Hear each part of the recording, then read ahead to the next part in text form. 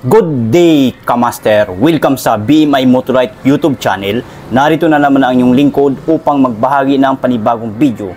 So, ang topic natin sa araw na ito ay paano malalaman kung full charge na ang battery ng sasakyan. So, meron tayong battery dito na Motorite Enduro naka-charge. So, tamang-tama. Kaninang umaga ko pa ito sina-charge. Mag-alas 10 ng umaga, mga 9:53 something, mga ganon.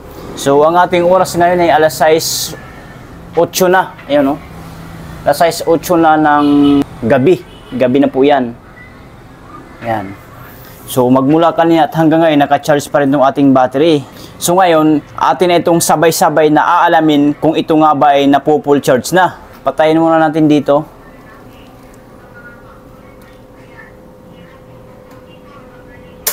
So, ayan, bumaba ng ammeter gauge ng battery charger. Patay ng power on. Then, itong DC, ibaba din natin ito. Ito. Yan, baba na. So, tuloy nang walang kuryente na. So, tanggalin din natin dito sa kanyang mga radiator clip dito. So, ngayon, ang unang-una na gagawin natin, basically, dapat meron tayong battery tester. Ito. Para matest natin kung ito nga ba ay napo-full charge na. Kapit lamang natin sa positive at sa negative. Ayan. As you can see, Kamaster, kung makikita at mapapansin natin, ang reading sa voltahe ng battery na ito ay 13.17. So, mabilis siyang bumaba. Ayan, no? Titigan nyo naman buti, huwag kukurap. Mabilis ang pagbaba niya. So, natural, mataas po ang voltahe nito kasi mainit-init pa ito. Kabubunot lang natin sa battery charger. So, maya-maya lamang ang makalipas, after 1 hour, nasa 12 something na ito, 12 volt na mahigit, 12.6 or 12.8, mga ganon. Pero kung bumaba pa ng bumaba, 12 volts na lang or 11.7, so sira na po itong battery nito, palitin na. Pero may pero ha, tandaan po natin palagi, may pero. Kung mananatili siya sa 12.6 volts or 12.8 volt, so ibig sabihin, goods pa itong battery nito. So sana maliwanag po sa ating lahat yun ha. So yan, kita naman po nating lahat. So, sisilipin na rin natin yung kanyang tinatawag na CCA.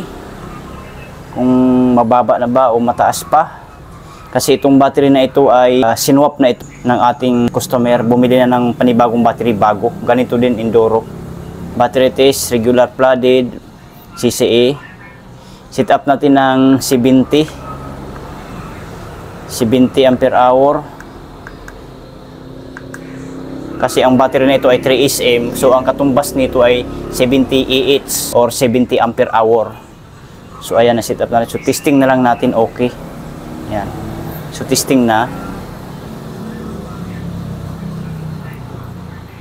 So as you can see, Kamaster, kung makikita at mapapansin natin, nakalagay dito ay good battery. Ang tinatawag niya na CCA, cold cranking amps or cold cranking amperes, ay 495 na lang. May kababaan na. Healthy na 100%, charge ay 98%, internal resistance 6.6. So, pero kahit medyo may kababaan na yung kanyang tinatawag na CCA, kaya pa po mapa-start nito ang mga diesel engine na makina na sasakyan. Kayang-kaya pa po. Try nyo po. Kapag makita nyo sa inyong battery, ipapacheck nyo sa mga outlet sa branch ng Motorite or battery shop. Pag may ganito sila, battery analyzer, papatest nyo yung CCA. Pag parehas nito, 495 something, try nyo papa-start sa inyong sasakyan na diesel engine. Kung kayang ma-start, so goods. So, ayan.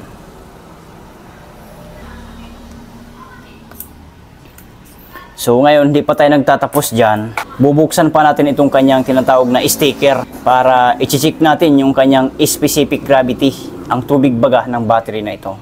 Kung totoo or tunay ba na full charge yan. Kasi, kung sa voltahe ng battery tayo nagbibase, sa totoo lang, madaya ang voltahe ng battery.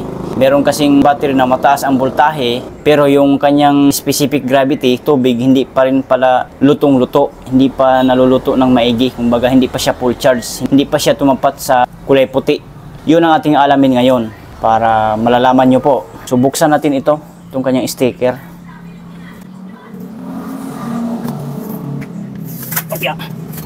Yan.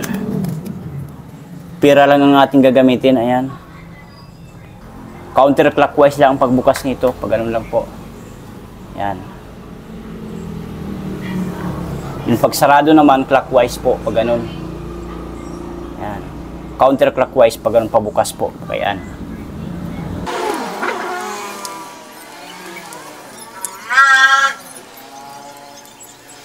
So ayan, bukas na po. Sisilipin muna natin yung kanyang 6 na butas bago natin sukatin sa specific gravity. Plus lightan natin. So far, nasa tamang level pa naman ang kanyang tubig. Ayan. Papansin ko lang na ang 6 na butas nito ay malabo na. Ayan, maitim na.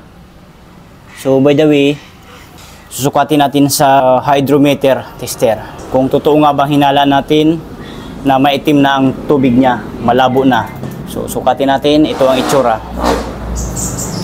Ito po ang itsura ng hydrometer na kung saan ito ay panukat sa tubig ng battery. So sukatin na natin.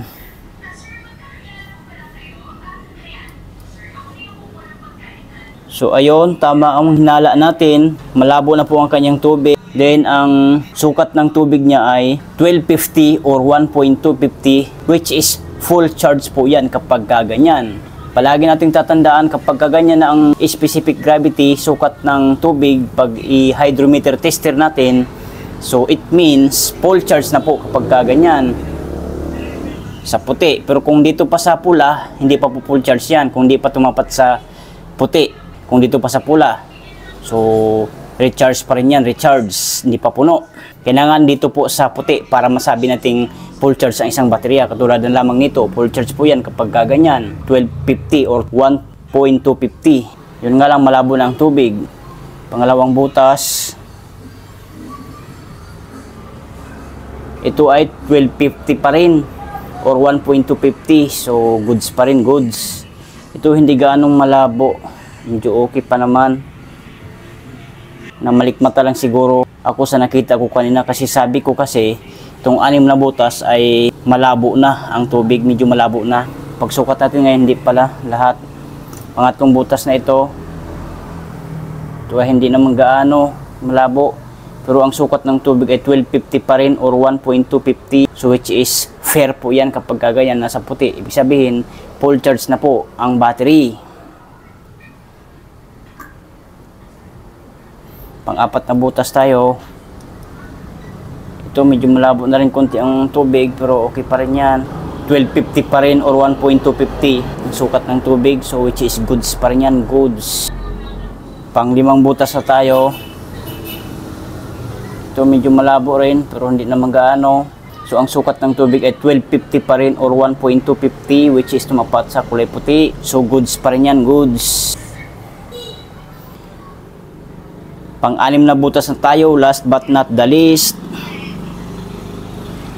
So ang sukat ng tubig ay same na same pa rin, 1250 or 1.250, which is tumapat sa kulay puti, so goods na goods pa rin ang battery nito.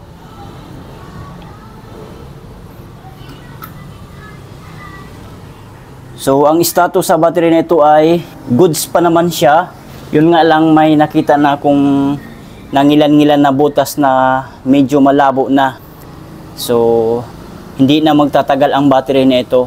Maaring mapa-start pa yung sasakyan natin, mapatakbo pa natin, tsaka di natin masabi, biglang titirik ang ating sasakyan dahil dito sa battery na ito. So huwag tayong pakampante kapag ganito yung ating battery. Although matagal na rin ito sa may-ari, 3 years na daw ito. So malapit na ma-expire itong battery na ito. So wag natin asahan na tatagal pa ito. I think ilang gamitan na lang to, bibigay na ito. Kasi medyo mababa na yung CCA. Pero try nyo pa rin. So ganun lang kasimple mga kamaster, mga boss, mga sir, mga madam. Ganun lang kasimple ang pag-check kung paano malalaman kung full charge na ang battery ng sasakyan. So yun lang. Maraming salamat po sa inyong panonood. And huwag kalimutan mag-subscribe sa ating YouTube channel, Be My Motolite. Bye!